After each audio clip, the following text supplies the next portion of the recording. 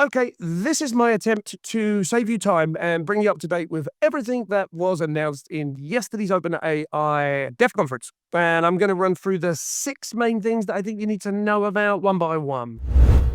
So yeah, this is a very interesting one and clearly shows that they're not just tinkering when it comes to building user interfaces directly for consumers, because they are now bringing apps directly into the chat, which means things like Zillow and things like Spotify and Canva can now be accessed directly in the chat interface, which is absolutely bizarre. That's live already, so go check it out.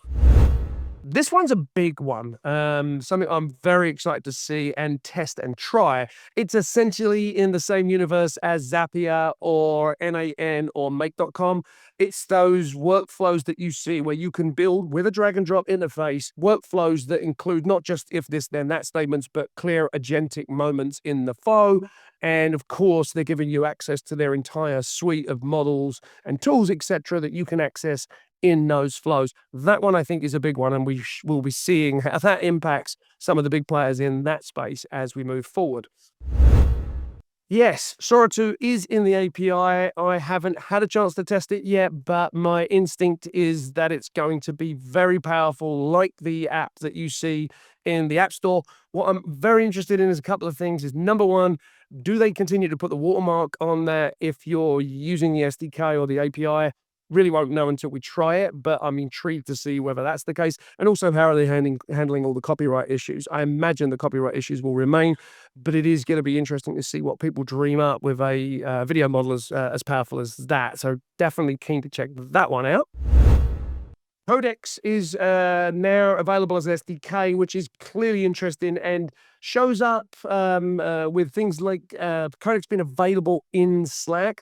And it's also going to open up an opportunity, I think, for folks that are building vibe coding tools or vibe creating tools to explore Codex as an opportunity or as an option when it comes to building vibe coding tools.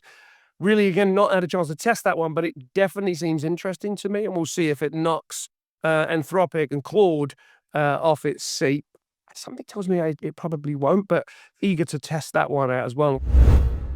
Yes, GPT-5 Pro is now available in the API, and I'm very interested to see how that one goes down. It is extremely powerful. It's probably one of the best models available today, but by God, is it expensive. It's coming in at something like $15 for 1 million input tokens and $120 for output tokens. So that's going to get expensive fast, but it is one of the best models, and I'm sure it won't be very long before there's a GPT-5 Pro Mini, which will bring the cost down, but definitely interested to see where that takes us. So 2 new mini models, real-time mini, which is the voice agent.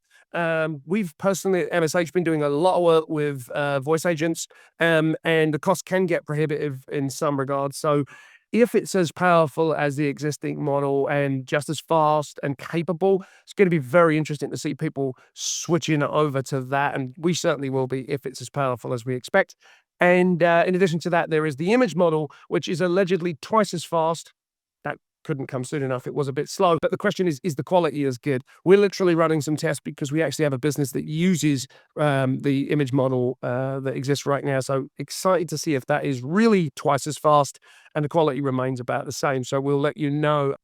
Anyway, that's the sort of lowdown, and the big picture really is, I just think fundamentally, this smells like they are making a deliberate and sort of intentional step towards not just putting tools out for people to explore and experiment with and learn from. It looks like they're grappling or moving towards more of a direct-to-consumer approach and sticking with it. I mean, Sora 2 as an app is a clear indication of that being the case. And I think bringing apps into the chat is suggesting that they really do see ChatGPT as a tool for consumers to use regularly on a daily basis. So we are watching the internet be redefined in real time, and you heard it here. I've done my best, and that was as fast as I could deliver the news. Hopefully I saved you 45 minutes, and I hope you have a pleasant rest of your day.